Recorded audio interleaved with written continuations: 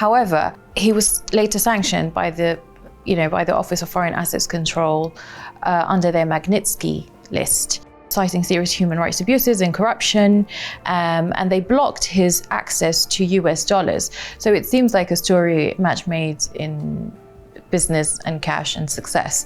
And then how did he actually end up being sanctioned? So Gertler basically transitioned from diamonds to the big money in Congo, which was copper and cobalt, the huge mines in the south. And following the democratic elections in 2006, there was a huge inflow of cash from big mining companies like Glencore, for example. And he managed to make sure he was part of those deals.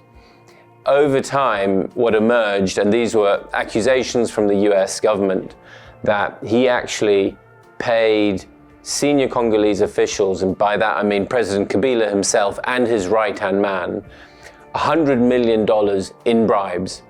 And in 2017, the US imposed sanctions on him, essentially for acting, in the US government's words, as a proxy for Kabila.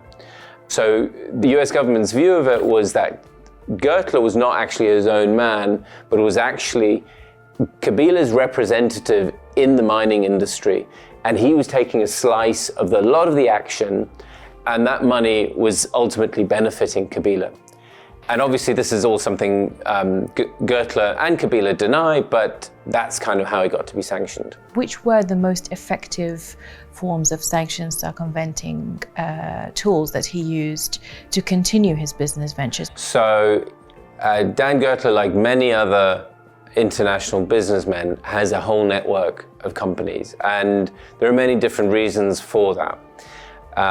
But focusing on the sanctions, so what happened immediately after he was sanctioned by the US government, a whole network of companies sprung up, and they were not all immediately linked to him. They weren't owned by him. It wasn't clear that there was a connection between him and them. But what our reporting and what a series of documents that were leaked from a Congolese bank show that a number of associates and companies that were close to him were receiving tens of millions of dollars, that were moving money out of the DRC and towards Israel, but also other jurisdictions. And what's important to remember is Dan Gertler is not just an Israeli, he has an international financial network.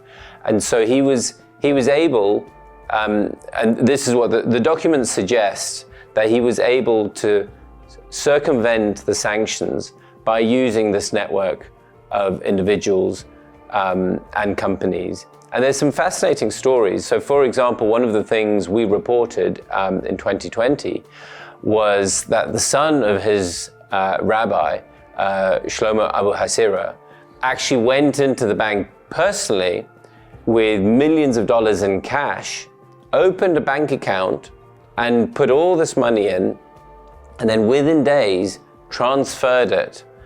And then through a series of transactions, it basically disappeared out of Congo. We don't have the full picture of the paperwork, but they strongly suggest, if you piece it all together, you can see that the one common denominator is Dan Gertler. And you can see that he is ultimately the person who kind of likely sits behind this.